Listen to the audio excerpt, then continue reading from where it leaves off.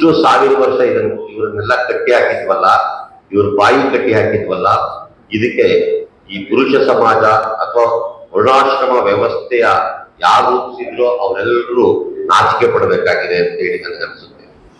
ಇವತ್ತು ಬಾನು ಮಷ್ತಾಕ್ ಬಗ್ಗೆ ಮಾತಾಡೋದಕ್ಕೆ ಡಾಕ್ಟರ್ ಒಂಬೈನವರು ಬಂದಿದ್ದಾರೆ ಮತ್ತು ಇಲ್ಲಿ ಈ ಜಿಲ್ಲೆಯಲ್ಲಿ ಚಕೋರ ವೇದಿಕೆಯನ್ನ ಆಕ್ಟಿವ್ ಮಾಡ್ತಾ ಇರೋರ ಪೈಕಿ ಮೈತ್ರಿಣಿಯವರ ಜೊತೆಗೆ ನಮ್ಮ ಶಾಸ್ತ್ರಿ ಮತ್ತು ನಾಗೇಶ್ ನಾಯಕ್ ಜೊತೆ ನನಗೆ ಸಂತೋಷ ತಂದಿದೆ.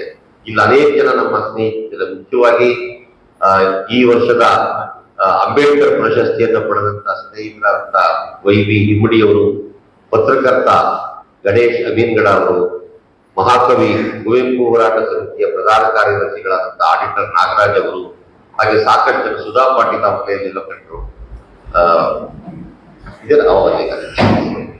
ಸೊ ಈ ನಾವೆಲ್ಲ ಇರೋದು ನನಗೆ ಸಂತೋಷವನ್ನು ತಂದಿದೆ. ಇವತ್ತು ಬಾನು ಮಷ್ತಾಕ್ ಅವ್ರನ್ನ ಹಿನ್ನೆಲೆಯಾಗಿ ಇಟ್ಕೊಂಡು ಬಾನು ಮಷ್ತಾಕ್ ಅವರ ಕಥೆಗಳನ್ನು ಕುರಿತು ಮೈತ್ರೇಣಿ ಕೂಡ ತಮ್ಮ ಅಭಿಪ್ರಾಯಗಳನ್ನು ತಿಳಿಸಿದರೆ, ಮುಂದೆ ಒಂಬೈನವರನ್ನ ಬಹಳ ವಿಸ್ತಾರವಾಗಿ ಮಾತಾಡುವಂತವರಿದ್ದಾರೆ. ನಾನು ಏನು ಹೆಚ್ಚು ಅದರ ಬಗ್ಗೆ ಮಾತಾಡೋದಕ್ಕೆ ಹೋಗೋದಿಲ್ಲ.